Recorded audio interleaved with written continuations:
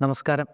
ലോക നാടക ദിനത്തോടനുബന്ധിച്ച് ഈ വർഷം ലോക നാടക ദിന സന്ദേശം നൽകിയത് വില്ലോ ഡെഫോയ് എന്ന ഒരു അമേരിക്കൻ നടനും നാടകപ്രവർത്തകനും തിയേറ്റർ ഇൻസ്റ്റിറ്റ്യൂട്ടിൻ്റെ ഡയറക്ടറുമായ ഒരു സാംസ്കാരിക പ്രവർത്തകനാണ്. വില്ലോ ഡെഫോയ് ലോകത്തോട് പറയുന്നത്, ഈ ആധുനിക ലോകത്ത് നമ്മൾ വലിയ അതിസാങ്കേതിക വിദ്യയുടെ ലോകത്തിലേക്ക് പോയിക്കൊണ്ടിരിക്കുമ്പോൾ മനുഷ്യൻ ഒറ്റപ്പെട്ടു പോകുന്നു. നാടകം കൂട്ടായ്മയുടെ കലയാണ്. It's an ensemble art.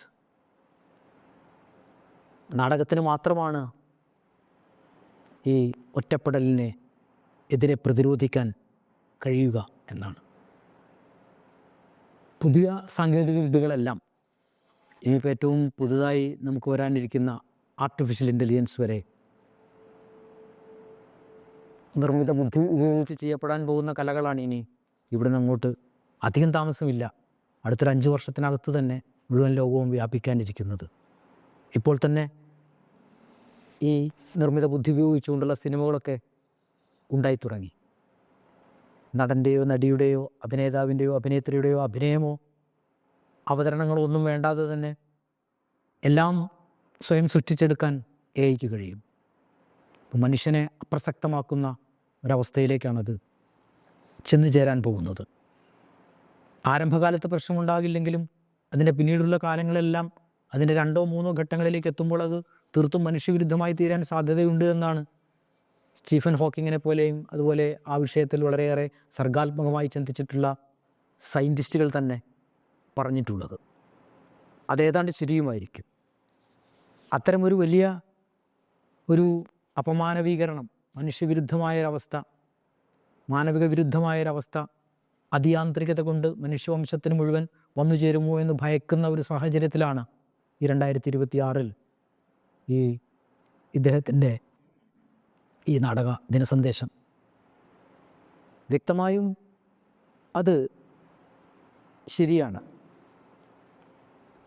ഇത്രയും വലിയ നിർമ്മിത ബുദ്ധിയുടെയും അതുമായി ബന്ധപ്പെട്ട് അതുകൊണ്ട് സൃഷ്ടിക്കപ്പെടുന്ന കലാരൂപങ്ങളുടെയും ഒക്കെ ഒരു കാലങ്ങളിൽ പോലും രംഗകലയായ നാടകത്തിന് മാത്രമേ മനുഷ്യരോട് നേരിട്ട് മാനുഷികമായി സംവദിക്കാൻ സാധിക്കുകയുള്ളൂ എന്നതൊരു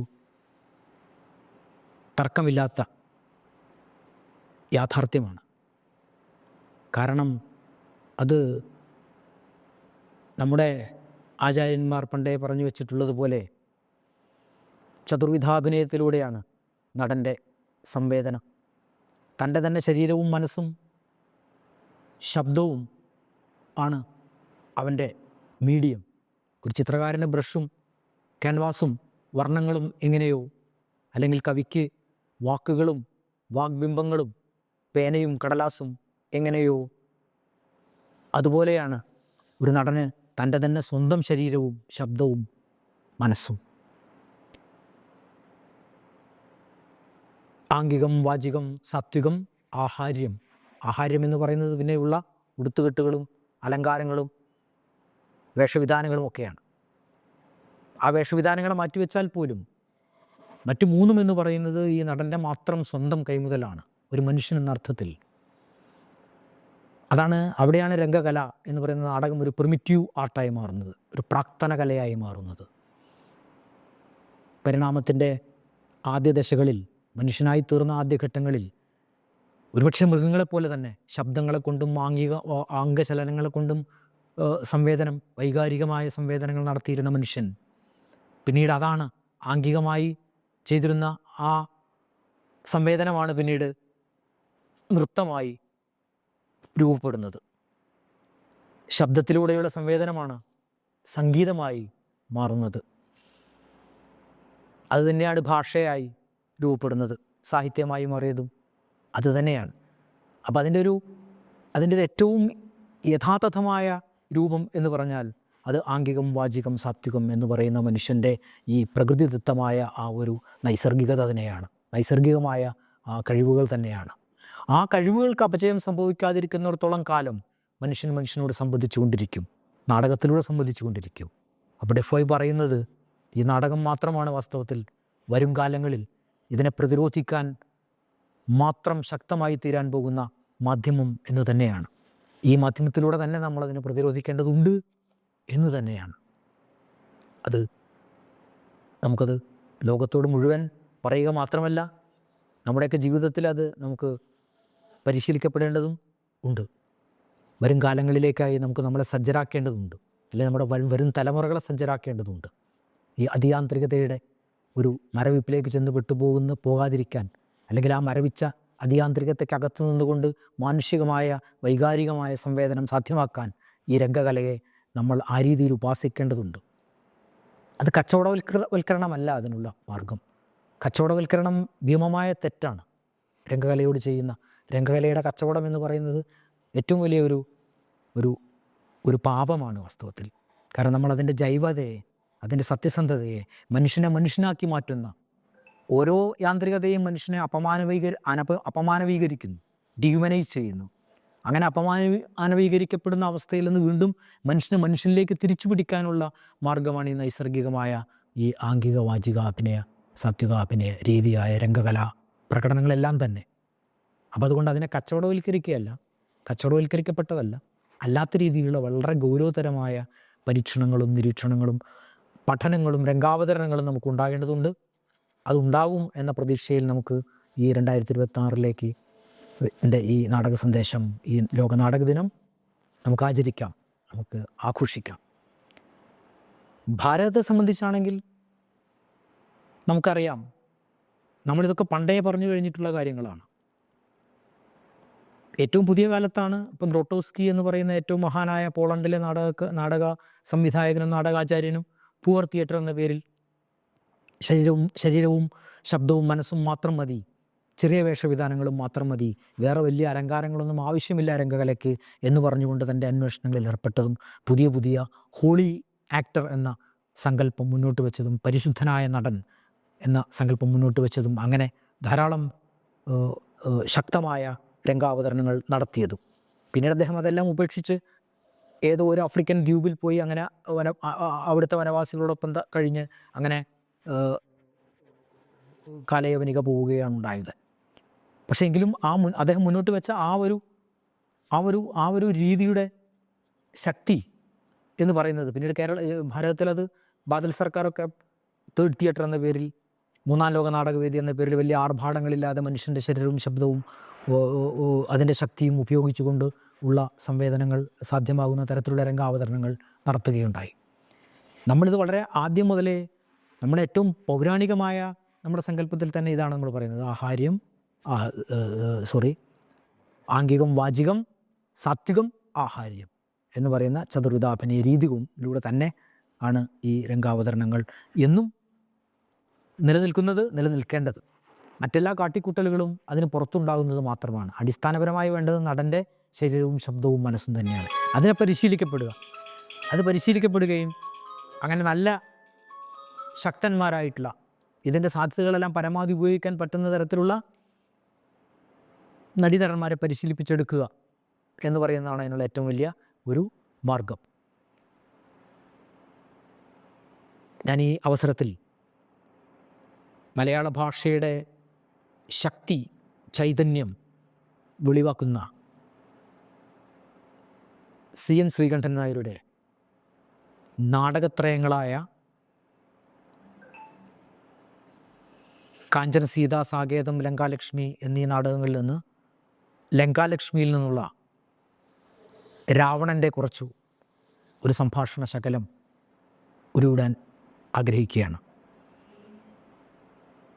ഒരു ശ്രീരാമ ഭക്തനും ശ്രീരാമസ്വാമിയുടെ ദാസനുമാണെങ്കിലും ഒരു കഥാപാത്രം എന്ന നിലയ്ക്ക് രാവണൻ്റെ ആ മൾട്ടി ഡയമെൻഷണലായിട്ടുള്ള കഥാപാത്രത്തിൻ്റെ ശക്തി എപ്പോഴും ഒരു നടന് ഒരു വെല്ലുവിളിയാണ്.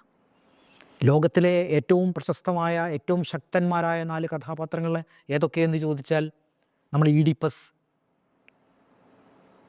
മാക്ബത്ത്, ആൻറ്റിഗണി എന്നൊക്കെ പറഞ്ഞു കഴിഞ്ഞാൽ അതിൻ്റെ കൂട്ടത്തിൽ നമുക്ക് ചേർത്ത് വയ്ക്കാവുന്ന മറ്റൊരു ശക്തനായ കഥാപാത്രമാണ് രാവണൻ. രാവണൻ നടനാണ്, നർത്തകനാണ്, കവിയാണ്, ഏറ്റവും വലിയ ഭക്തനാണ്, വംശോദ്ധാരകനാണ്, യോദ്ധാവാണ്, ചക്രവർത്തിയാണ്. അതിനെല്ലാം പുറമെ വെറും ഒരു വഷളനായ ശൃംഗാര ലോലുപനാണ്, പ്രണയിയാണ്. ഇങ്ങനെ വ്യത്യസ്തമായ നിരവധി മുഖങ്ങളാണ് രാവണൻ. അതാണ് രാവണൻ എന്ന കഥാപാത്രത്തെ നമുക്ക് ചരിത്രത്തിൽ അല്ലെങ്കിൽ നമ്മുടെ പഠനത്തിൽ ഏറ്റവും ശ്രദ്ധേയമാക്കി തീർക്കുന്ന വസ്തുത. അപ്പോൾ അതിലേറ്റവും മഹനീയമായ സൃഷ്ടിയാണ് CN ശ്രീകണ്ഠൻ നായരുടെ ലങ്കാലക്ഷ്മി. ലങ്കാലക്ഷ്മിയുടെ രാവണനിൽ നിന്നുള്ള കുറച്ച് സംഭാഷണങ്ങൾ ഈ അവസരത്തിൽ പറഞ്ഞുകൊണ്ട് ഞാൻ ഈ ഒരു സംഭാഷണത്തിന് വിരാമം കുറിക്കാൻ ആഗ്രഹിക്കുകയാണ്. അത് അഭിനയമാണെന്നൊന്നും തെറ്റിദ്ധരിക്കരുത്. ആ സംഭാഷണം ഉരുവിടുന്നു എന്ന് മാത്രം. അതെ. നാം പരതാരങ്ങളെ കണ്ട് മോഹിച്ചു, അപഹരിച്ചു എന്ന് വിചാരിക്കുന്നവർ അന്തഃപുരത്തിൽ തന്നെയുണ്ട്. നമ്മുടെ സാമാജികരും ഉറ്റ ബന്ധുക്കളുമായ നിങ്ങളും അങ്ങനെ കരുതുന്നുണ്ടാവാം. കണ്ടതും മോഹിച്ചതും അപഹരിച്ചതും ശരിയാണ്. എന്നാൽ അധർമ്മം ചെയ്തു എന്ന ശങ്ക നമുക്കില്ല. മൂലകങ്ങളിലും നാം സുന്ദരിമാരെ കണ്ടിട്ടുണ്ട്. അപ്സര സുന്ദരിമാർ, യക്ഷത്തരുണിമാർ, വരുണലോക വിലാസിനിമാർ. അവരിൽ ചിലർ നമ്മുടെ അന്തഃപുരത്തിൽ തന്നെ പാർക്കുന്നുണ്ട്. ചിലർ നമ്മുടെ മാനം കാക്കുന്ന കിടാങ്ങൾക്ക് അമ്മമാരുമായി. രംഭയുടെ ദിവ്യലാവണ്യം അരക്കനപ്രാപ്യമല്ല എന്ന് നാം തെളിയിച്ചു. അവൾ ശപിച്ചിരിക്കാം. അതിലും ഉഗ്രമായി ശപിച്ചിട്ടാണ് ഒരുവൾ സ്വയം അഗ്നിയിൽ ഹോമിച്ചത്. ഹിമാലയത്തിൻ്റെ ജഘനതടത്തിൽ നെടുവീർപ്പിടുന്ന ലാവണ്യത്തിൻ്റെ ലഹരിയിൽ അഗ്നിപ്രവേശം ചെയ്ത ആ തരുണിയെ നാം ഇന്നും മറന്നിട്ടില്ല. അവളുടെ ശാപവചസ്സുകൾ പർവ്വതവക്ഷോജങ്ങളിൽ അശരീരി പോലെ മാറ്റൊലിക്കൊണ്ടു. അവളെ മോഹിക്കാതിരിക്കുന്നവൻ പുരുഷജാതിയിൽ പെടുന്നില്ല. അവൾക്ക് സമാനയായി പിന്നീട് ഒരുവളെ മാത്രമേ നാം കണ്ടതുള്ളൂ. അവളാണ് സീത. ലക്ഷണമൊത്തവൾ. അവളെ വേട്ടതാരുമായിക്കൊള്ളട്ടെ, ആ കൗസ്തുഭം ലങ്കയ്ക്കു മാത്രം ചേരുന്നതാണ്. മൂലകങ്ങളിലും അമൂല്യമായിട്ടേതൊന്നുണ്ടോ അതെല്ലാം ലങ്കയിലുണ്ടാവണം. ജ്യേഷ്ഠൻ വൈശ്രവണന്റെ പുഷ്പകം നാം ഹരിച്ചത് ആ ദിവ്യവാഹനം ലങ്കയുടേതാവാനാണ്. ബ്രഹ്മാവിൻ്റെ പോർച്ചട്ട ലങ്കാധിപനുള്ളതാണ്. സദാശിവന്റെ ചന്ദ്രഹാസം ലങ്കയുടെ ആയുധപ്പുരകൾ കലങ്കാരം. ഒന്നേ ലങ്കയിലില്ലാതുള്ളൂ. കാമധേനു വരുണലോകത്ത് വെച്ചു നാം കണ്ടു, വിളിച്ചു, വന്നില്ല. പല ആൾക്കാരെയാണ് കൊണ്ടുവന്നാലും ഫലമില്ലാത്തതിനാൽ അത് ചെയ്തില്ല. മറ്റെല്ലാം ലങ്കയിലുണ്ട്. സമസ്ത സൗന്ദര്യങ്ങളും സൗഭാഗ്യങ്ങളും സമ്പൽ പ്രൗഢികളും. സീതയും ലങ്കയ്ക്കു തന്നെ വേണം. സ്ത്രീജിതനല്ല, ശ്രീജിതനാണ് രാവണൻ. സ്ത്രീത്വം വിളങ്ങുന്നതെല്ലാം രാവണൻ തേടും. അത് ലങ്കയ്ക്കൊരു അലങ്കാരമായിരിക്കും. രാക്ഷസ വംശത്തിന് ഈണ്ടുവെപ്പായിരിക്കും. നന്ദി, നമസ്കാരം.